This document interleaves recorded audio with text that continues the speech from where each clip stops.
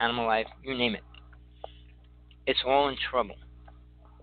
And that's because of mind of a man, which called ego,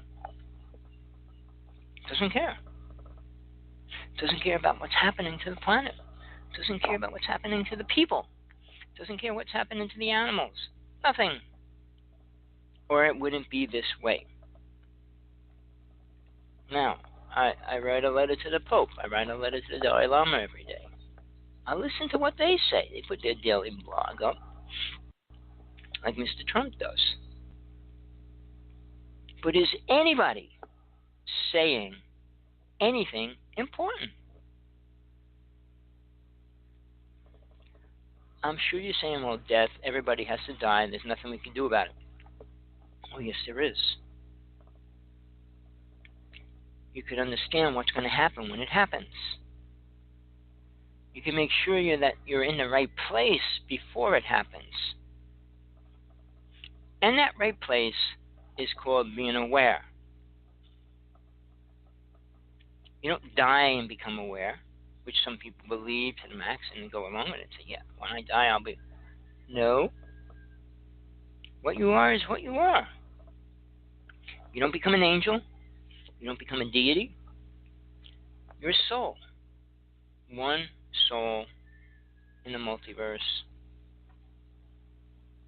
You're aware of who and what you are as soul.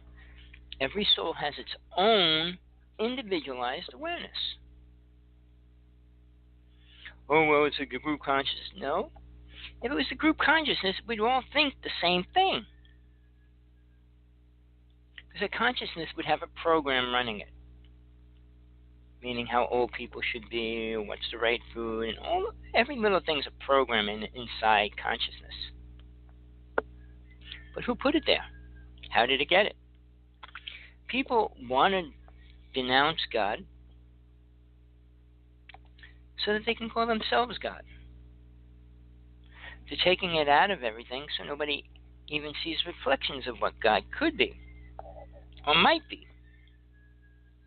And they sure don't want to know the truth, which is all I can do.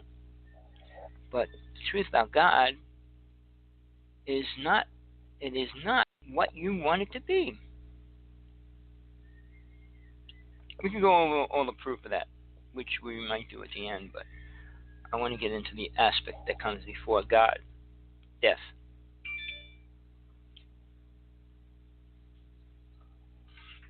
All right, dying is the point when we're facing the idea that we're going to die. Then, are you able to understand it? Most people can't. Most people won't.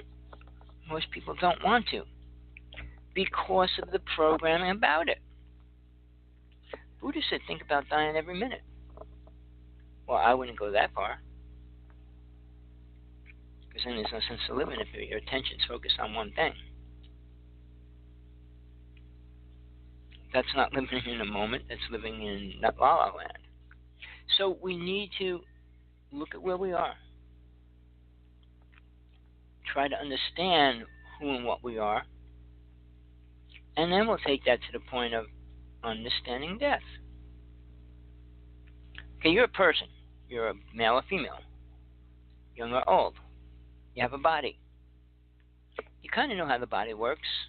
You got to feed it. You got to excrete junk out of it. And you got to try to take care of it the best you can.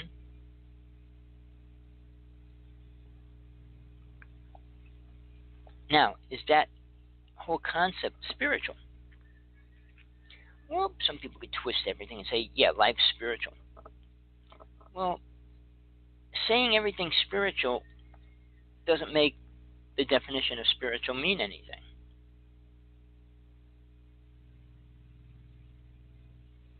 Spiritual is not common.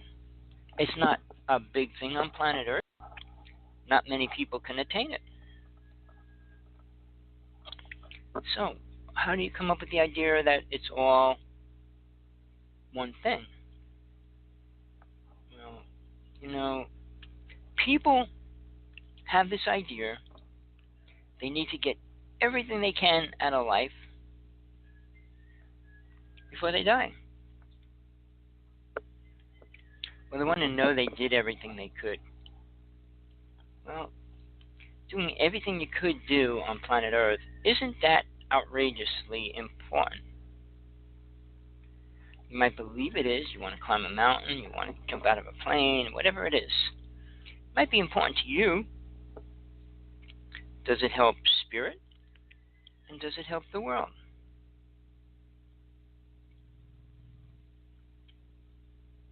It's a sign when they both say no. It doesn't relate to either. So you're going to have to relate all this to something that you're aware of.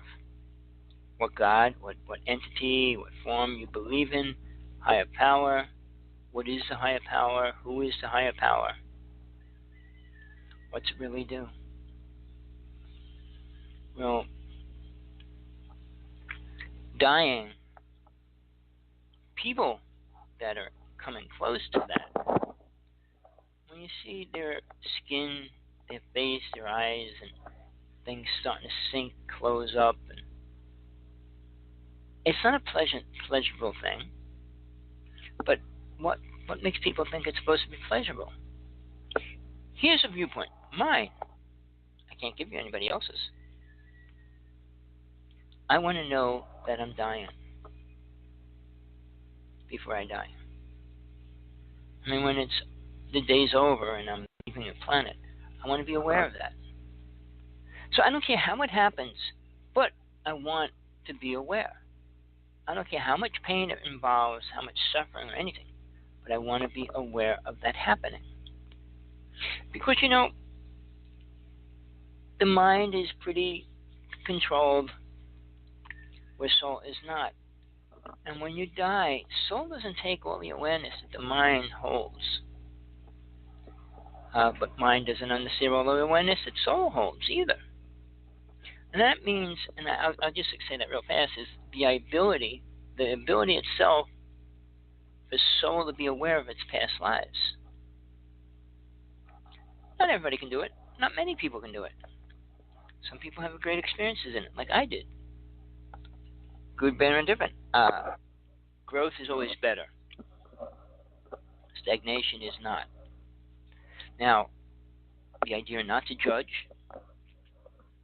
Well, psychics have this thing to tell people about people that are dead and crossed over already. Well, what if it all wasn't true? Well, they said something that I knew directly that I was thinking. Well, everything you think is energy. You know how the government can tap into any cell phone? Because that energy is out there in the air. In 1 square inch, take your finger and make a circle with your index finger and your thumb. You got a little circle. Now, look inside that circle and say, inside that circle is every thought, every idea, every aspect of belief, life, and death is in that little circle within your fingers. The only thing that makes it different is the translator that translates whatever you're trying to tap into in that, which is called a computer or a cell phone. So if we can do that at this level with the cell phone, meaning they can tap into your cell phone wherever you are, whatever you're doing, imagine what a higher being, a higher spirit, or anything can do with our thinking. Well, I can go into that because I was empathic. Empathic means the ability to hear and see images of another person's thoughts while they're thinking them, not after. So I was empathic for almost a year and a half, 2 years, I'm not even sure anymore, but it seemed too long, way too long. Walking down the street and hearing thoughts and stuff, all that stuff is real, that energy is real. To say this is all the illusion, well, that doesn't do much for anybody. If this is only illusion, why do anything? Why do you want to be in an illusion? Are you really experiencing anything in an illusion? If it was illusion, probably not. But my viewpoint is it's not an illusion, it's real. Everything's real. Everything and anything's real. The psychic world doesn't like to pry on the physical realm, and it usually doesn't.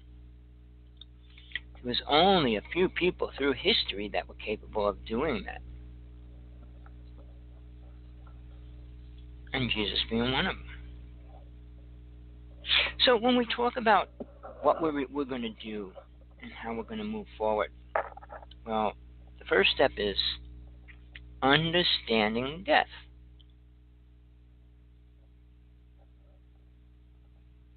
First, you have to know what it is. Then you can determine if you're afraid of it. I mean, you tell children to be afraid of the boogeyman, even if they never saw it. So what are they supposed to be afraid of? Anything that comes to them? Angels, whatever? They wouldn't know the difference. We lack the truth behind things. So when we put something out, we're putting something out at a small percentage that's capable of helping anybody. And we need to.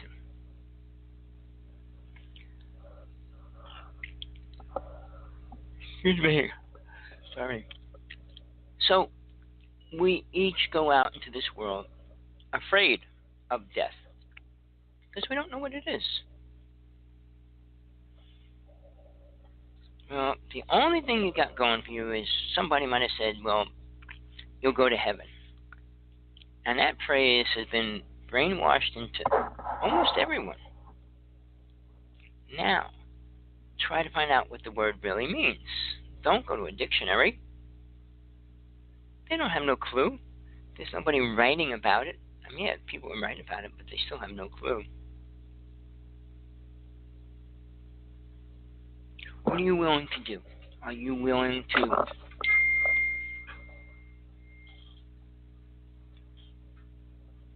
get out there and change all this? Learn what death is. Understand the idea of what dying is going to do to you and what it really means.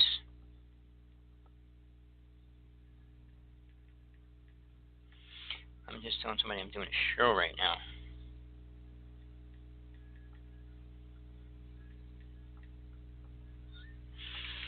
We have so many things. There's so many gifts here if we know how to find them and use them. But we seem to use the wrong gifts for the wrong reasons. Weapons, guns, things like that. For what reason? Well, if you go deep into anything, something could always be used good or bad. Making houses out of stone was a good thing. But now we use so much wood and plastic and metal. Well, we don't want to destroy the trees. So, using stone is a really good thing. You don't destroy a rock. It doesn't. Rocks have their own purpose, and when we figure out what that is, we use them in the right way. Why they did make stone houses and stone caves and all different things to live in, because they're almost indestructible, almost protected from any kind of weather as well when you close the front of it up. And they'll be there a lot longer than you will be. So yeah, it was always a good thing making things out of stone. But death of plants, death of an animal, death of people. What to do? Well, we go back to the ground, and you can believe that. But what you are, which is not the body is made of, I don't know how many minerals. I think there's only 100 and something, 28 something. I don't know what the number is anymore, of minerals and metals that could be in your body. And you're only worth maybe one. I know you used to be worth $3, but maybe you're worth maybe $6 to $10 now.